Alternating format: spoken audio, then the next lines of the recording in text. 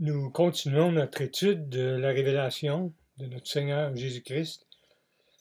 Et avant, j'aimerais simplement signaler que les messages à venir représentent le regroupement d'informations provenant de plusieurs sources autoritaires sur le sujet, et non pas une exégèse du texte en question. Plusieurs ont été doués par l'Esprit de Dieu pour nous faire comprendre et nous émerveiller des vérités de Dieu qui sont contenues dans cette révélation. Et le but et le fruit de toutes ces informations est de nous préparer à rencontrer notre Seigneur. Ceci étant dit, avec notre survol du livre de la Révélation, à date, nous avons vu que Dieu nous a invités au chapitre 1 à jeter un regard sur l'avenir. Il nous a donné un aperçu de la seconde venue de Jésus et une vision de lui en tant que Fils glorifié. Chapitres 2 et 3, nous avons appris toutes les mises en garde que Jésus donne à son Église afin de la préparer pour son retour. En bref, avec ces deux chapitres, nous constatons que Jésus comprend tout ce qui se passe à l'intérieur de son Église et dans le cœur de chaque croyant.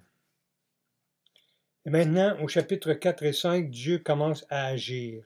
Et oui, la révélation n'a pas été écrite seulement pour nous informer sur l'avenir, mais elle a été écrite pour nous transformer notre cœur pour l'avenir.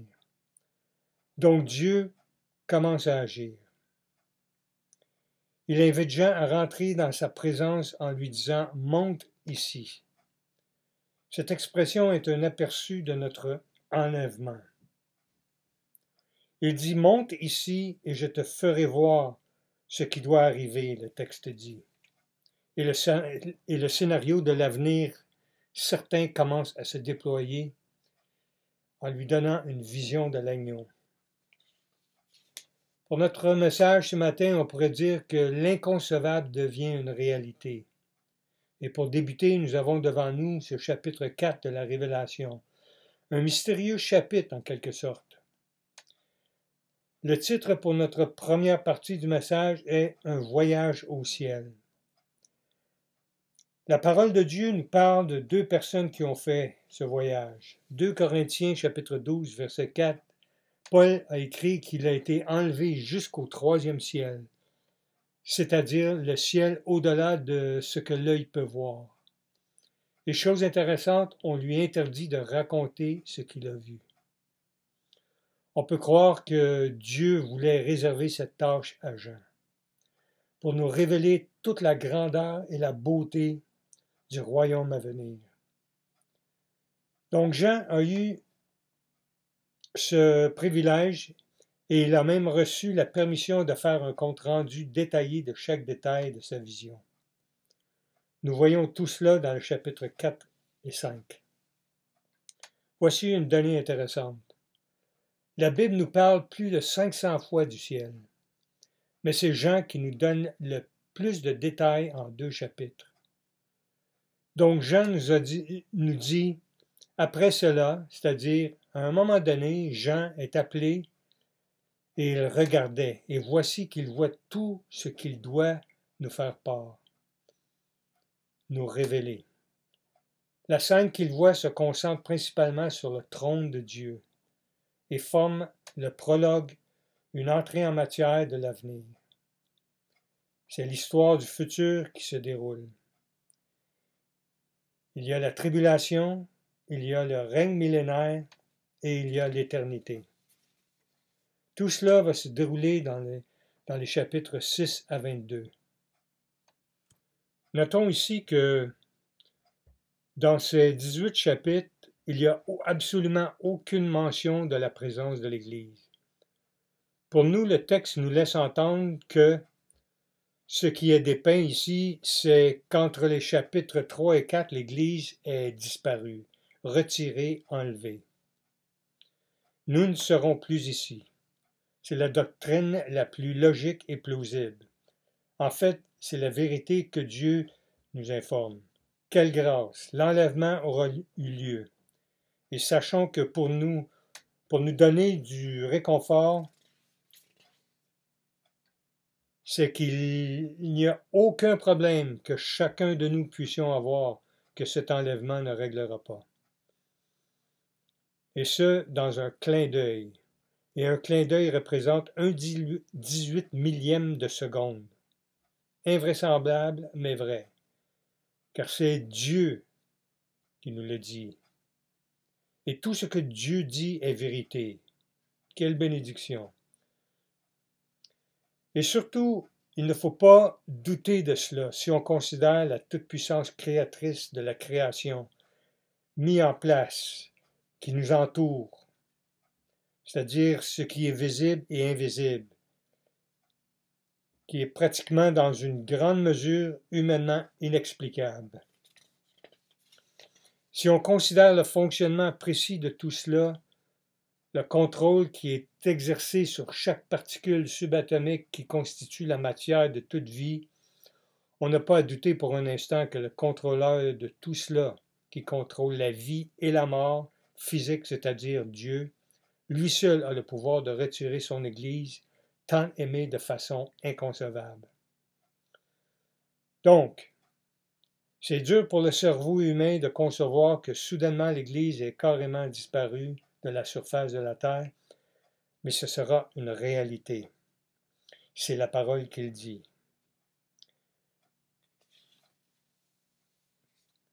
Ça vaut la peine ici de mentionner quelques précisions sur la nature de l'enlèvement, puisque ça touche chaque croyant. Premièrement, l'enlèvement fait partie du retour de Jésus. Ce retour de Jésus a deux phases. Il vient pour prendre son Église et il retourne sur terre pour juger.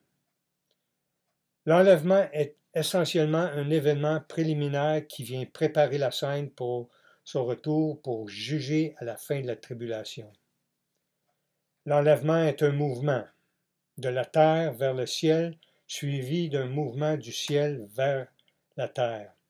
On revient avec Jésus à la fin de la tribulation. Deux événements séparés dans le temps par une tribulation de 7 années.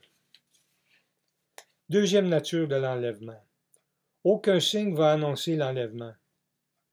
Quelques événements peuvent se produire avant l'imminence de notre départ, mais aucun signe doit se produire. 3. L'enlèvement est un événement surprise. Aucune date est indiquée. Notre sensibilisation à ce fait doit nous encourager à être toujours prêts. 4. L'enlèvement est momentané. Un 18 millième de seconde. Paul a mis une emphase sur ce fait. 5. L'enlèvement est un événement sélectif. Tous les passages reliés à l'enlèvement indiquent qu'elle arrive pour les croyants seulement. Sommes-nous de vrais disciples de Jésus, prêts à quitter la terre? 6. L'enlèvement sera un événement spectaculaire, car le Seigneur fera entendre son commandement.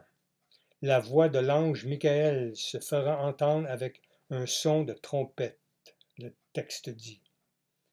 7. L'enlèvement sera un événement séquentiel. 1 Thessaloniciens chapitre 4, Paul identifie 4 aspects dans un ordre coordonné. 1. Il y a le retour. Il y a une résurrection de croyants dont l'âme est déjà auprès de Dieu. Il y a une rédemption, la rédemption de notre corps. 1 Corinthiens 15, 51 dit notre corps sera transformé. Et il y aura la réunion. Tout homme sera réuni avec son corps céleste. 8. L'enlèvement est un événement qui doit nous fortifier. Eh oui, nous fortifier, car elle nous console du fait que nous allons rejoindre ceux qu'on a aimés, ceux qui se reposent en Christ. Elle nous fortifie parce que nous vivons dans l'attente. Elle nous fortifie par notre consécration. Elle nous met au défi de vivre dans la sainteté avec des valeurs éternelles. Et finalement, l'enlèvement nous fortifie car elle nous force à nous examiner. Examiner notre état d'âme. avant son départ. Donc, pour revenir à notre étude principale, le thème central de la vision du ciel qui nous attend est celui du trône. 6 points sont associés à ce trône dans le texte. Jean dit « Il y avait un trône dans le ciel ».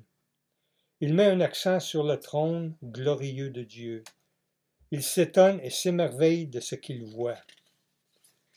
Il est saisi car il voit le symbole du règne souverain et l'autorité de Dieu, solidement établi, permanent et inébranlable.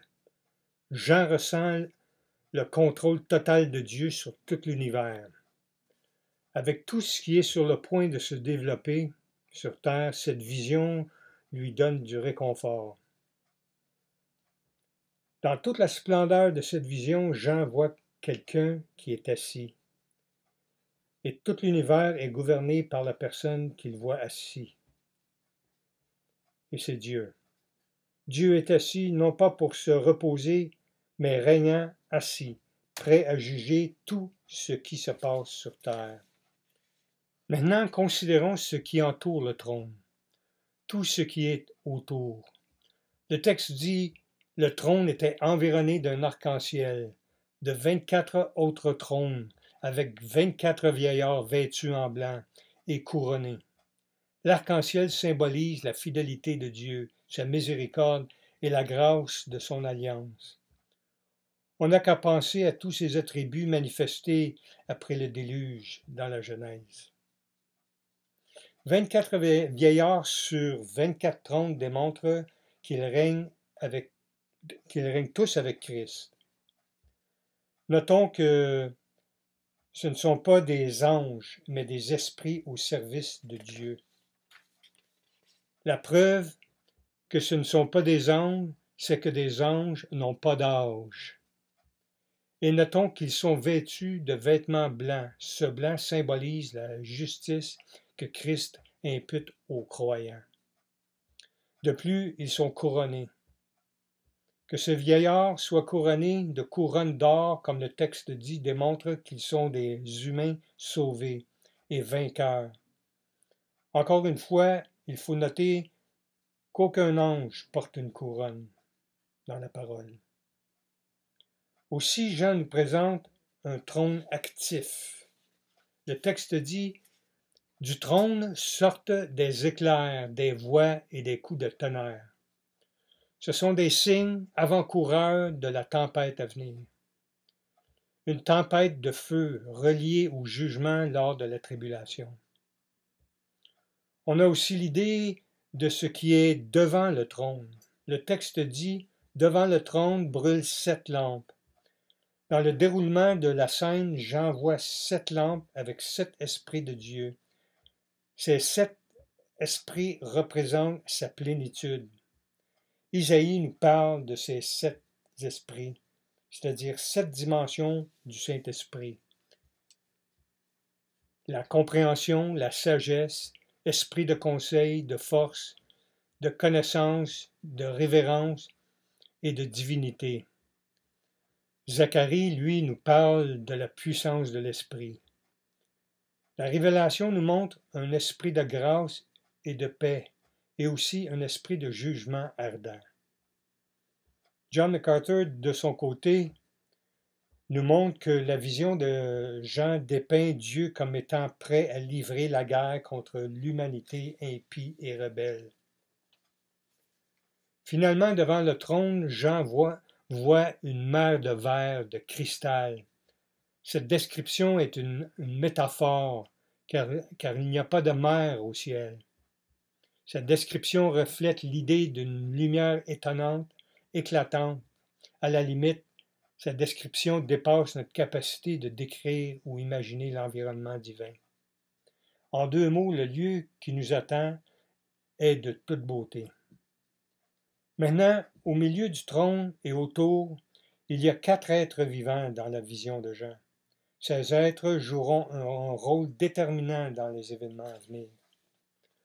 Ce sont des chérubins, membres d'un ordre exalté d'anges, souvent associés dans la parole à la sainte puissance de Dieu, qui seront engagés dans les jugements à venir de la tribulation.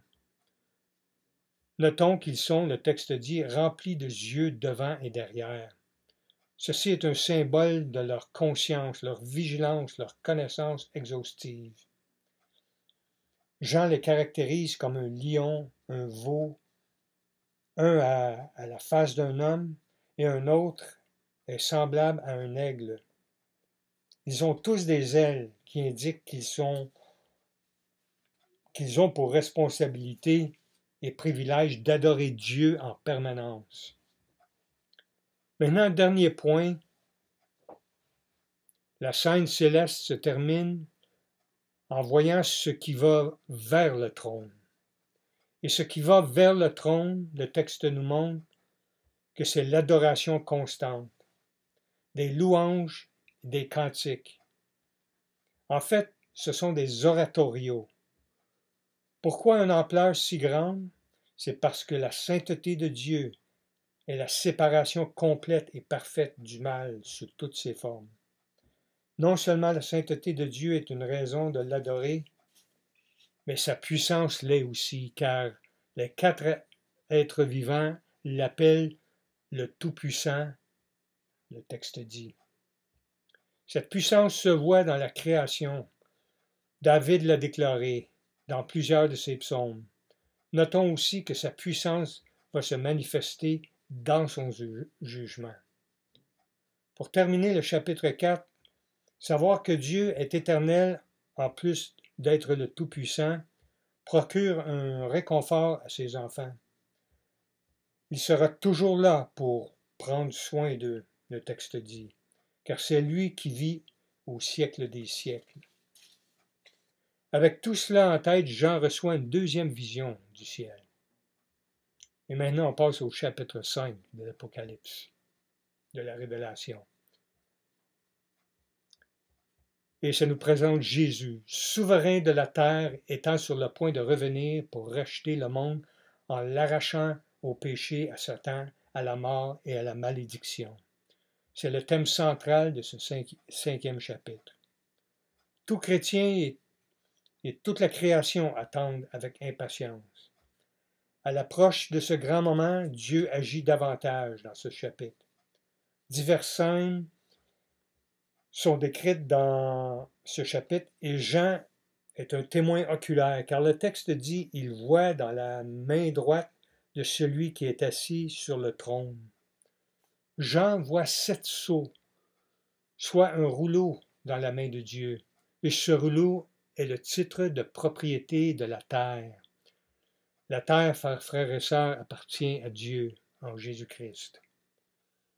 Dans ce rouleau de sceaux, il n'y a pas la description détaillée de ce que Jésus doit hériter, mais plutôt la manière dont il régnera, l'héritage qui lui revient. Et ces moyens sont des jugements divins qui sont sur le point d'être déversés sur la terre. Notons que ce rouleau en est un aussi de rédemption. Donc le chapitre 5 se divise en 3 parties. La recherche de celui qui est digne, le choix de celui qui est digne et le cantique de celui qui est digne. Pour ce qui est de la recherche de celui qui est digne d'ouvrir le sceau, le texte dit « Qui est digne ?» La question est posée et se fait entendre jusqu'aux extrémités de l'univers. Aucune réponse se fait entendre. Jean est attristé. Il est attristé par des émotions fortes. Il pleure. Pour de multiples raisons. En gros, parce que le mal règne. Mais il ne devrait pas, parce que Dieu est sur le point de passer à l'action. Pour ce qui est du choix de celui qui est digne, un des vieillards révèle que c'est le lion de Juda, le rejeton de David, c'est-à-dire descendant de David. Lui qui a le pouvoir de triompher de Satan et renverser la malédiction qui affecte tout l'univers. Celui qui a vaincu. Et parce qu'il a vaincu, nous sommes vainqueurs. Avec ce choix de celui qui est digne, Jean contemple l'incroyable scène qui se déroule et la gloire qui émane de Dieu. Au milieu de tout, Jean voit l'agneau. Et ce n'est pas un agneau ordinaire à être sacrifié traditionnellement. Voici des caractéristiques symboliques de cet agneau, qui fait que les 4 êtres vivants s'agenouillèrent devant lui, que le texte nous dit.